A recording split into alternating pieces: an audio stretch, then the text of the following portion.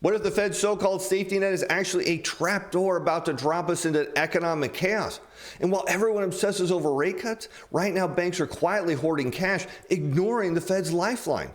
Now on Wednesday, the New York Fed called the biggest Wall Street banks in for a secret meeting. Why? Fears that liquidity is drying up, which could crash stocks and put millions on the unemployment line. Now stick around because this isn't banker talk. It's a contrarian signal that's screaming recession ahead that Wall Street doesn't want you to hear. Plus, we just dropped a killer trade out to our CTA Time Pro subscribers over the weekend, and this optimized setup is riding massive machine buying with a 68% win rate that crushes typical strategies. Now hang tight to the end or snag that link in the description below, grab the coupon code for your free 30-day trial, and lock this trade in before it takes off. Now let's dive in because this liquidity crisis I've been pounding on the table about has finally got the Fed scrambling so much they've called in the elites to fix it before it explodes into a full-blown disaster. Now last week, New York Federal Reserve President John Williams convened a secret closed-door meeting with the Wall Street banks this week over a key short-term lending facility, underscoring officials' concern about strains in the money markets. And look, while the Fed calls itself a central bank, they're really more like a glorified banking regulator. Because here's the kicker, they don't have a clue why liquidity is vanishing or how to plug the leak. Now the problem, it has serious implications for financial markets because banks, investors, and officials are concerned about signs of stress in an arcane but vital corner of the U.S. financial system. Now from the bank side, tightening liquidity means slamming the brakes on lending. And for companies depending on short-term cash to cover everything from operations to payroll and inventory, it spells forced layoffs and even shutdowns. And for you as an investor, it means stocks, bonds, gold, and crypto could all unravel with even steeper drops if banks yank margin debt. And for the officials, well, it makes them look like total fools if they can't patch it up. Now, Williams solicited feedback from primary dealers, those are banks that underwrite the government's debt, on the use of the Fed's standing repo facility, central bank officials described as a crucial pressure relief valve to help them keep short-term borrowing costs within their target range. So in case you don't understand, the standing repo facility lets eligible firms swap collateral, like treasuries, for overnight cash loans.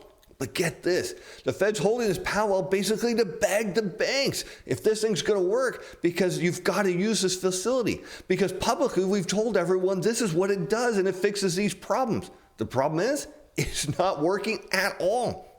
Now, a closely tracked measure of short-term borrowing costs, known as tri-party repo, jumped well above rates set by the Fed last month, but then eased back after the central bank's pledge to stop shrinking its balance sheet on December 1st. So even after a rate cut and a QT wind-down announcement, tri-party rates are still jacked up, meaning nothing the Fed did worked at all. And this is why the Fed's in full panic mode right now. This is why they're hosting these hush-hush meetings to figure out why the standard repo facility isn't putting out this liquidity fire. Because repo transactions, in which high-quality collateral is exchanged for cash on a short-term basis, provide the essential lubrication for the financial system, and rates on these transactions are closely watched by policymakers.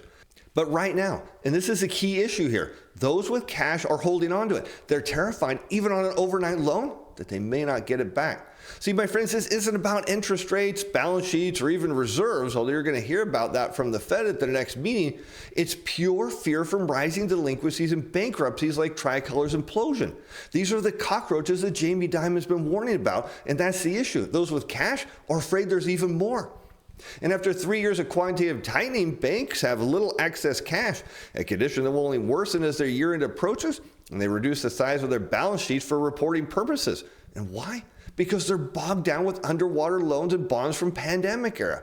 Plus, they've been forced to gobble up all kinds of government debt amid runaway deficits. They just don't have the cash. So sure, a standard repo facility dangles cash out there and says, hey, come here, we'll give it to you. But it doesn't touch the real issue. We've got skyrocketing delinquencies on assets they can't unload without taking major losses. Now, lenders often loathe the use of the facility, fearing that could signal to the market that their institutions are under pressure. And that's exactly what the SRF exposes, that the entire system is grasping and desperate to get cash. So when that hits the banks, they slash lending, they recall loans, and they chop credit limits. And all this does is fuel a vicious cycle. It hammers jobs, crushes savings, and jacks up costs even more. Now let's dive into what spooked the markets and has the pros running for the exit. Now, many traders are pointing to the dwindling probability that the Fed will reduce interest rates again in December as the most likely trigger for the sell-off. But let's dig deeper. Traders already know that the real nightmare kicks in when the liquidity evaporates. They know stocks, bonds, gold, crypto, everything gets dumped in a fire sale, and it doesn't let up till cash floods back in. And right now, liquidity is barely trickling from retail investors chasing the dream, but with labor market cracks at the seam, and this is the heart of the issue, how long can they keep buying these dips? And what about that desperate push for a December rate cut? Well, traders are clueless, just as the Fed, because the last cut already flopped. But hey, maybe the next one will work. Who knows? The promise of lower interest rates has been the reason why many investors were willing to disregard the high valuation readings on momentum stock. This, according to Matt Malley, the chief market strategist at Miller Tabak. Matt, no, I call BS on this because investors don't do that. What they do is they pile into what's soaring because they figure the party's never going to end. And they don't care about sky-high valuations. They look for any reason to buy the dip. And they've got this fairy tale now that rates are choking the economy.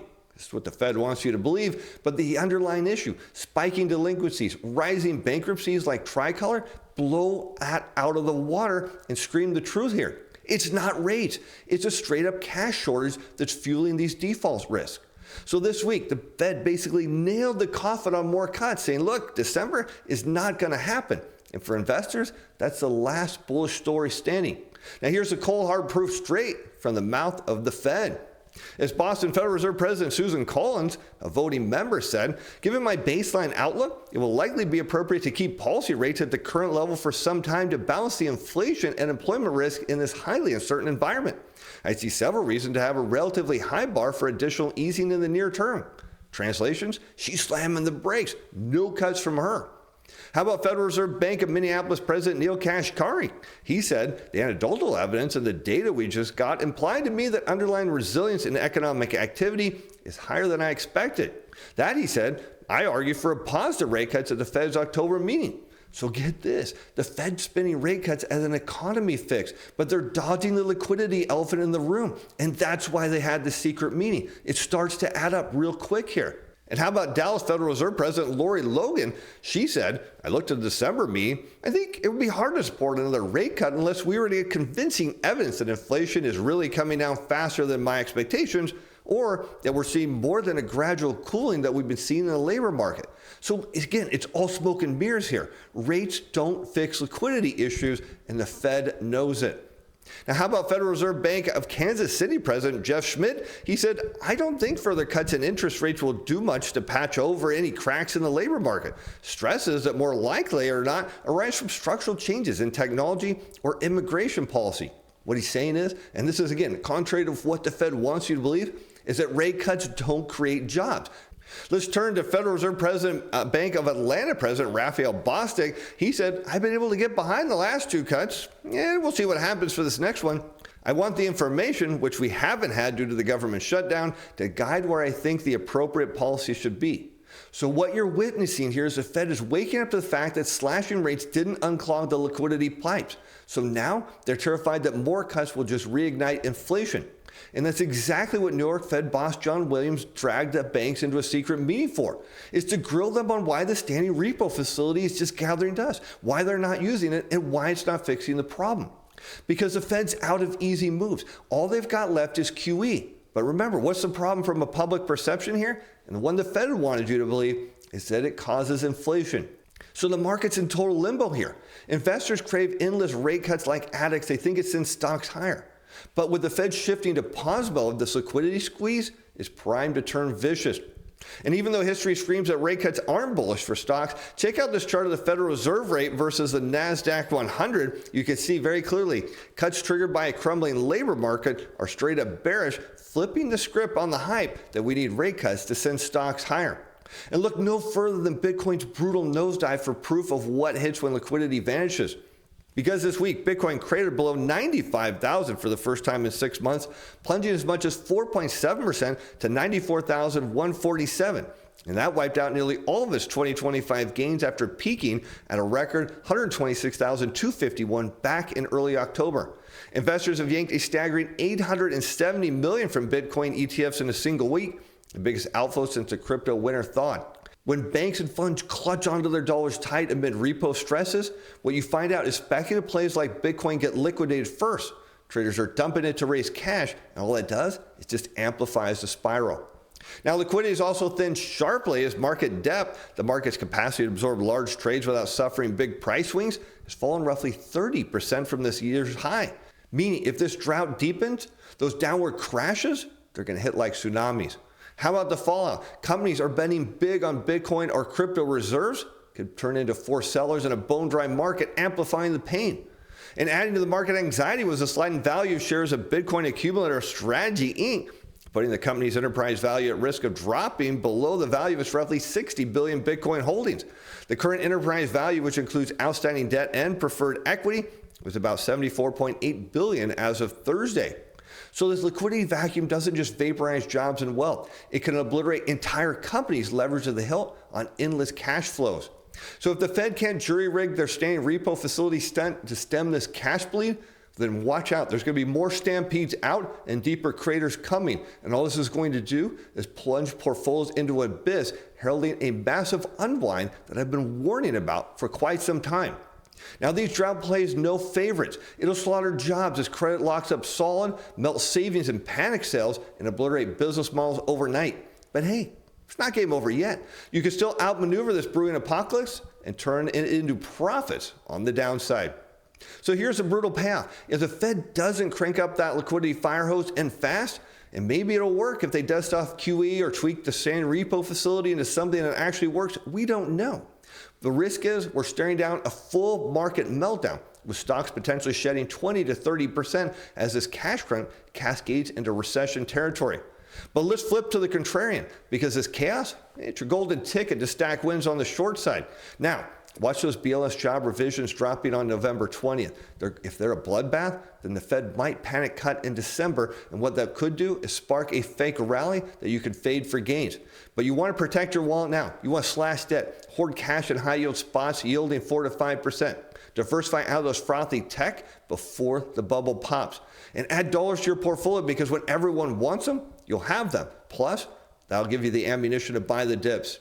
Now let's talk about that CTA Timer Pro trade we dropped this weekend. I want you to see it's riding a 68% win rate on machine buying signals, and let's talk about how you can cash in too. Because this is right from the notes of what we give our subscribers, because we've optimized all of our trades. So we know this trade has a 68% win rate with an expected return of 2.5% over the next 10 days. Now how do we do this? Well, each and every day we look at machine positioning across the broad equity, currency, commodity, and bond markets. Now the way these machines trade is very simple. They have threshold levels, and then when they cross into the upside, they're buyers. But there's certain thresholds that they buy even more than others, and we know that. And not only have we back tested it, we fully optimize it, which is how we know this trade is set up for a huge win. Now, what do you get? Of course, every day we review all of our trades. We give you an update on our stop loss levels. We give you all the trades for the day, and then all the trades are report generated. So you get all the tradable signals, my opinion on the best trades, full risk control levels, a tracking of all our open trades and returns, weekly update. And again, here is the best part. You get a free 30-day trial. Whether you're brand new to trading or an experienced trader using other systems, you can try this out risk-free. All you have to do, grab those links in the description below and use a coupon code for your free 30-day trial. And with that, I'm Steve Van Metre. Thanks for watching. Thanks for being fans. Bye now.